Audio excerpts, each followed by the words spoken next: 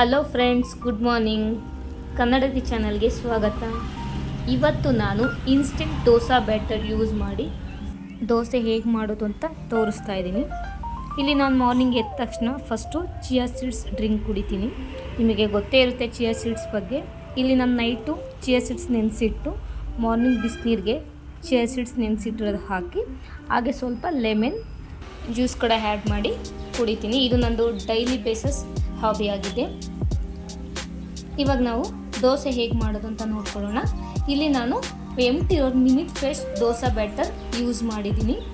ನಿಜವಾಗ್ಲೂ ತುಂಬಾ ಚೆನ್ನಾಗಿ ಬಂದಿದೆ. ಇದಕ್ಕೆ ನಾವು ಯಾವುದೇ ರೀತಿ ಸೋಡಾ ಆಗಲಿ ಸಾಲ್ಟ್ ಆಗಲಿ ಯೂಸ್ ಮಾಡೋಂಥ ಅವಶ್ಯಕತೆ ಇರೋದಿಲ್ಲ. ಇಲ್ಲಿ ನಾನು ದೋಸೆ ಜೊತೆಗೆ ಚಟ್ನಿ ಕೂಡ ಮಾಡ್ಕೊಳ್ತಾ ಇದ್ದೀನಿ. ಯೂಶಲಿ ನಿಮಗೆ ಗೊತ್ತೇ ಇರುತ್ತೆ ಕಾಯಿ ಚಟ್ನಿ ಹೇಗೆ ಮಾಡೋದು ಅಂತ. ಇಲ್ಲಿ ನಾನು ಹೇಗೆ ಮಾಡ್ತೀನಿ ಅಂತ ನೋಡೋಣ ಬನ್ನಿ. ಇಲ್ಲಿ ನಾನು ತೆಂಗಿನಕಾಯಿ, ಬೆಳ್ಳುಳ್ಳಿ, ಹಸಿಮೆಣಸಿನ್ಕಾಯಿ, ಕೊತ್ತಂಬರಿ ಸೊಪ್ಪು, ಹಾಗೆ ಸ್ವಲ್ಪ ಶುಂಠಿ, ಹುಣಸೆಹಣ್ಣು, ಇಲ್ಲಿ ಅರ್ಧ ಕಪ್ಪಷ್ಟು ಶೇಂಗಾ ಬೀಜ ತಗೊಂಡಿದ್ದೀನಿ. ಈಗ ಹೇಗೆ ಮಾಡೋದು ಅಂತ ಬನ್ನಿ ನೋಡೋಣ. ಇಲ್ಲಿ ನಾನು ಒಲೆ ಮೇಲೆ ಒಂದು ಬಾಣಲೆ ಇಟ್ಟಿದ್ದೀನಿ.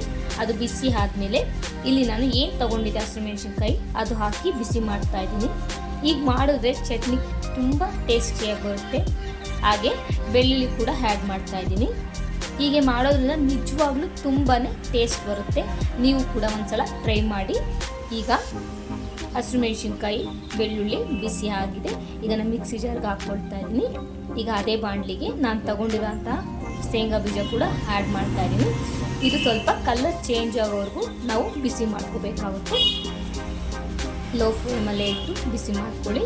ನೋಡಿ, ಕಲರ್ ಚೇಂಜ್ ಆಗ್ತಾ ಇದೆ, ನೋಡ್ತಾ ಇರ್ಬೋದು.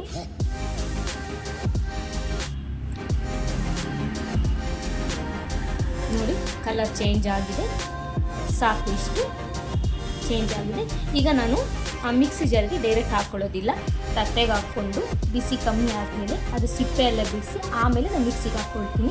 ಹಾಗೆ ರುಚಿಗೆ ತಕ್ಕಷ್ಟು ಉಪ್ಪು ಹಾಕಿ ಹಾಗೆ ಜೀರಿಗೆ ಕೂಡ ಆ್ಯಡ್ ಮಾಡಿದ್ದೀನಿ. ಈಗ ಸ್ವಲ್ಪ ನೀರು ಆ್ಯಡ್ ಮಾಡಿ ಮಿಕ್ಸಿ ಮಾಡ್ಕೊಳ್ಳೋಣ ಬನ್ನಿ. ಚಟ್ನಿ ರೆಡಿಯಾಗಿದೆ. ನನಗೆ ಇಷ್ಟು ಗಟ್ಟಿ ಇದ್ದರೆ ಚೆನ್ನಾಗಿರುತ್ತೆ. ನಿಮಗೆ ಸ್ವಲ್ಪ ತೆಳುಬೇಕು ಅಂದರೆ ನೀರು ಕೂಡ ಆ್ಯಡ್ ಮಾಡ್ಬೋದು. ಇಲ್ಲಿ ನಾನು ದೋಸೆ ಈಗ ಹೇಗೆ ಮಾಡೋದು ಅಂತ ತೋರಿಸ್ತೀನಿ. ಇಲ್ಲಿ ಪ್ಯಾಕೆಟ್ನಲ್ಲಿರೋ ದೋಸೆ ಬ್ಯಾಟರ್ನ ಒಂದು ಪಾತ್ರೆಗೆ ಹಾಕ್ಕೊಳ್ತಾ ಇದ್ದೀನಿ. ನನಗೆ ಒಂದು 3 ದೋಸೆಗಾಗೋಷ್ಟು ಬ್ಯಾಟರ್ ಆದರೆ ಸಾಕು. ಇಲ್ಲಿ ನಾನು ಎಷ್ಟು ಬೇಕಷ್ಟು ದೋಸೆ ಬ್ಯಾಟರ್ ಹಾಕ್ಕೊಳ್ತಾ ಇದ್ದೀನಿ. ಇಲ್ಲಿ ನನಗೆ 3 ದೋಸೆಗಾಗೋಷ್ಟು ಬ್ಯಾಟರ್ ಆದರೆ ಸಾಕಾಗುತ್ತೆ. ಏಕೆಂದರೆ ನನ್ನ ಮಗು ಲಂಚ್ ಬಾಕ್ಸ್ಗೆ ಹಾಕಿರೋದ್ರಿಂದ 3 ದೋಸೆ ಆಗೋವಷ್ಟು ಬ್ಯಾಟರ್ ಹಾಕಿದ್ರೆ ಸಾಕು. ನೋಡ್ತಾ ಇರ್ಬೋದು, ಇಷ್ಟು ನನಗೆ ದೋಸೆ ಬ್ಯಾಟರ್ ಗಟ್ಟಿ ಇದ್ದರೆ ಸಾಕಾಗುತ್ತೆ. ನಿಮಗೇನಾದ್ರು ತೆಳು ಬೇಕು ಅಂದರೆ ನೀರು ಕೂಡ ಆ್ಯಡ್ ಮಾಡಿ. ನಾನು ಆಲ್ರೆಡಿ ಒಲೆ ಮೇಲೆ ದೋಸೆ ತವ ಇಟ್ಟಿದ್ದೀನಿ. ದೋಸೆಗೆ ಸ್ವಲ್ಪ ಎಣ್ಣೆ ಯೂಸ್ ಮಾಡ್ತೀನಿ. ಸೊ ಎಣ್ಣೆ ಕೂಡ ತೊಗೊಂಡಿದ್ದೀನಿ. ಈಗ ನೋಡ್ತಾ ಇರ್ಬೋದು, ದೋಸೆ ತವ ಕೂಡ ಕಾದಿದೆ. ನಾನು ದೋಸೆ ಹಾಕೋ ಮುಂಚೆ ಯೂಶಲಿ ನೀರು ಸ್ಪ್ರೆಡ್ ಮಾಡ್ತಾ ಇದ್ದೀನಿ. ಈಗ ನೋಡ್ತಾ ಇರ್ಬೋದು ಎಷ್ಟು ಚೆನ್ನಾಗಿ ದೋಸೆ ಬರ್ತಾ ಇದೆ ಅಂತ. ನೋಡಿ, ಎಷ್ಟು ಚೆನ್ನಾಗಿ ನಾನು ಹೇಗೆ ಮಾಡ್ತೀನೋ ಹಾಗೇ ಬರ್ತಾ ಇದೆ ದೋಸೆ, ನೋಡ್ತಾ ಇರ್ಬೋದು. ಹಾಗೆ ಸ್ವಲ್ಪ ಎಣ್ಣೆ ಕೂಡ ಹಾಕ್ತಾ ಇದ್ದೀನಿ ನಾನು. ನೀವು ಮನೇಲಿ ಹೇಗೆ ಮಾಡ್ತೀರೋ ಅದೇ ಥರನೇ ದೋಸೆ ಬ್ಯಾಟರ್ ತುಂಬಾ ಚೆನ್ನಾಗಿ ಬಂದಿದೆ. ನೋಡ್ತಾ ಇರ್ಬೋದು ಎಷ್ಟು ಚೆನ್ನಾಗಿ ಕಲರ್ ಚೇಂಜ್ ಆಗ್ತಾ ಇದೆ. ನೋಡಿ, ಬೆಂದಿದೆ. ಇವಾಗ ತೆಗಿತಾ ಇದ್ದೀನಿ. ನೋಡ್ತಾ ಇರಿ ಎಷ್ಟು ಚೆನ್ನಾಗಿ ಬಂದಿದೆ ಅಂತ. ನಂಗೆ ಸ್ವಲ್ಪ ಕ್ರಿಸ್ಪಿ ಆಗಬೇಕು. ನನ್ನ ಮಗಳಿಗೆ ತುಂಬಾ ಇಷ್ಟ ಆಗುತ್ತೆ ಈ ಥರ ಕ್ರಿಸ್ಪಿಯಾಗಿದ್ದರೆ. ನೋಡಿ ಎಷ್ಟು ಚೆನ್ನಾಗಿ ಬಂದಿದೆ ಅಂತ. ಈಗ ನಾನು ಇನ್ನೊಂದು ದೋಸೆ ಕೂಡ ಮಾಡ್ಕೊಳ್ತಾ ಇದ್ದೀನಿ. ಇದು ಕೂಡ ಅದೇ ರೀತಿ ನೋಡಿ ಎಷ್ಟು ಚೆನ್ನಾಗಿ ಬರ್ತಾ ಇದೆ. ಇದು ನಾನು ಸ್ವಲ್ಪನೇ ಬೇಯಿಸ್ಕೊಳ್ತಾ ಇದ್ದೀನಿ, ಕ್ರಿಸ್ಪಿಯಾಗಿ ಮಾಡ್ತಾ ಇಲ್ಲ. ಸೊ ಇದಕ್ಕೂ ಕೂಡ ನಾನು ಆಯಿಲ್ ಆ್ಯಡ್ ಮಾಡ್ತಾ ಇದ್ದೀನಿ. ನಿಜವಾಗ್ಲೂ ಫ್ರೆಂಡ್ಸ್ ತುಂಬಾ ಚೆನ್ನಾಗಿ ಬರುತ್ತೆ.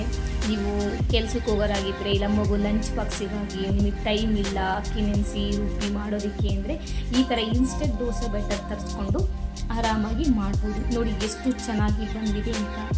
ನನಗಂತೂ ಮಿನಿಟ್ ಫ್ರೆಶ್ ದೋಸೆ ಬ್ಯಾಟರ್ ತುಂಬಾ ಇಷ್ಟ ಆಗಿದೆ. ನೋಡಿ ಎಷ್ಟು ಚೆನ್ನಾಗಿ, ಎಷ್ಟು ಕಲರಾಗಿ, ಎಷ್ಟು ಸಾಫ್ಟಾಗಿ, ಸ್ಮೂತಾಗಿ ಬಂದಿದೆ. ನೋಡ್ತಾ ಇರ್ಬೋದು ಎಷ್ಟು ತೆಳುವಾಗಿ ಬಂದಿದೆ. ನೋಡಿ, ನೀವು ಕೂಡ ಮನೇಲಿ ತರಿಸ್ಕೊಂಡು ಟ್ರೈ ಮಾಡಿ, ಹೇಗಿದೆ ಅಂತ ಕಮೆಂಟ್ ಮಾಡಿ. ನಿಜವಾಗ್ಲೂ ತುಂಬಾ ಚೆನ್ನಾಗಿ ಬರ್ತಿದೆ. ನಿಮಗೂ ಕೂಡ ತುಂಬಾ ಇಷ್ಟ ಆಗುತ್ತೆ ಈ ರೆಸಿಪಿ. ಇಷ್ಟ ಆಗಿದ್ದರೆ ದಯವಿಟ್ಟು please comment and share and subscribe. Thank you friends, bye.